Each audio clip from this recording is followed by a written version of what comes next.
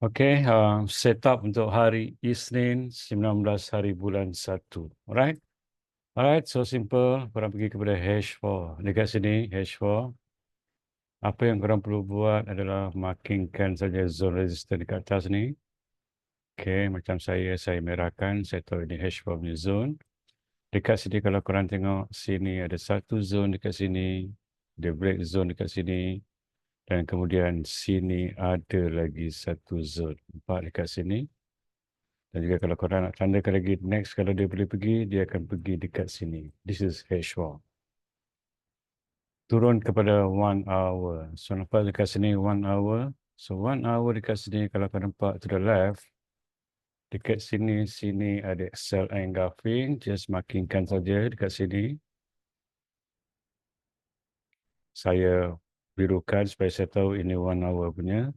So kalau korang tengok dekat sini, gap dia terlalu tinggi sini. Berapa dekat sini? Sini ke sini H4 is about 500. Korang boleh kurangkan, makinkan zone dekat 1 hour dekat sini.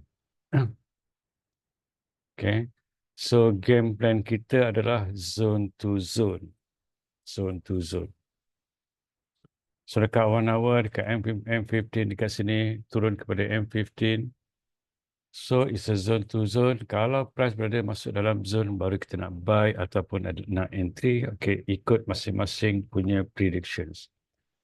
So apa yang saya nampak dekat sini adalah kalau seandainya hari Isnin nanti price dia break dekat sini, okay, ataupun buatkan line dekat sini. Kalau price break dekat sini, saya nak sell.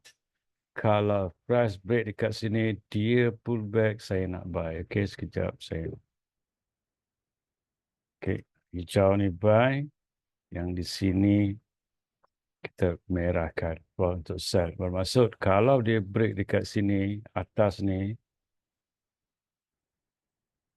turun ke sini, kemudian dia break dekat sini, dia pull back dekat M5 atau M3, dekat sini, korang boleh ambil TP dekat sini. Okay. Seandainya price, dia turun dekat sini, dia pull back dekat sini, dan price boleh ke sini. Baru, kita pergi dekat M5, tunggu dekat M5, berapa pip kalau dia turun dekat sini? Around sekitar 150-60 macam tu. Okay. So apa yang saya nak beritahu korang adalah tunggu dekat M15 atau M5 dia break line ni hari esok pagi. Kalau dia break dekat atas ni pukul 7 market buka kan. Dia break dekat atas ni, korang buy sajalah. Okay. Ambil dekat sini TP.